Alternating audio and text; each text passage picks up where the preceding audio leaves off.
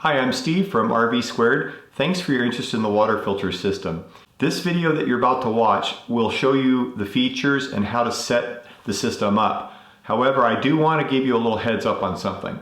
Since using this system and researching for the past year or so, I've found that the best operation is to put the water softener after the three-stage filter, and here's why. It's best if you filter the water that's going into the water softener. That helps the media inside the water softener stay fresher, longer, have a longer life. Whereas if you put the softener in front of the water filter system, as I've explained in the video, it's not detrimental, it's just not the most efficient. So keep this in mind as I describe how to connect the system. When you go to a campsite, connect your water filter system to the regulator and hose bib first, and then run that filtered water to the water softener and then into your coach. Okay, enjoy, and as always, if you have any questions, you know where to get a hold of me. Hi, I'm glad you've decided to purchase a water filter system. It's super important that you run this three-stage system, and I've designed it to be as quick and easy to set up as possible. But I'm going to give you a few little pointers here to get you up and running extra fast.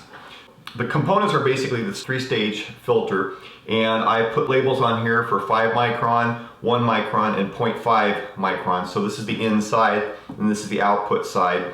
You're welcome to change the size of filters, whatever you see as fit. I've done the research and found that the end stage of 0.5 micron is about as good as you can get out there in the industry, and I think that the 5 micron pre-stage is adequate to get the sediment out. But again, you can do 10, 5, and 1. You can do 10, 1, and 0.5. It's up to you, and it's also up to you as to how long you go in between to change filters. I've given you a spare set of 5, 1, and 0.5 micron filters. I've also provided extra sealant, extra washers, and the silicone grease that I think is very important to keep everything working smooth and sealed well. I not only silicone the O-rings inside the housings, I also keep a fine coating of silicone grease on the O-rings for the quick connects. I think it helps them mate better, it makes them seal better, and also helps them be preserved longer. For you've also included a couple extra quick connects. So for those of you who need to connect to your regulator, you're going to have a quick connect for your regulator, and then also another quick connect for your soft water tank. And if you don't have a soft water tank, you should get one of those too. I've included a housing wrench because these can get kind of tight after they get sealed up for a while, so this makes taking those housings off that much easier. For those of you that are going to connect to a soft water tank, I have 2 really nice quality Camco hoses. I've also installed the quick connect fitting on there. And on all these quick connects and all the fittings on the filters, I've not only Teflon taped the fittings, I've also put a liberal coat of sealant on there.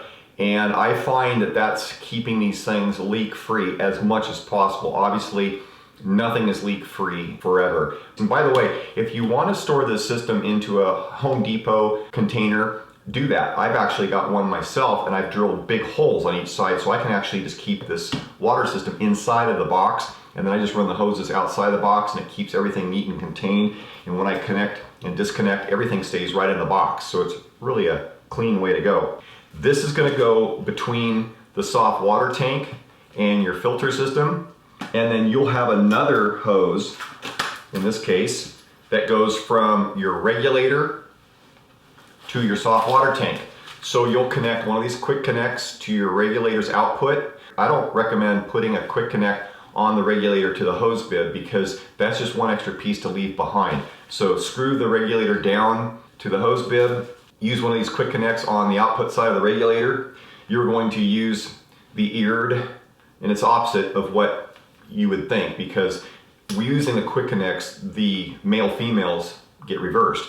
So I just look at it as, I grab this eared side, and that goes right in the output of that regulator.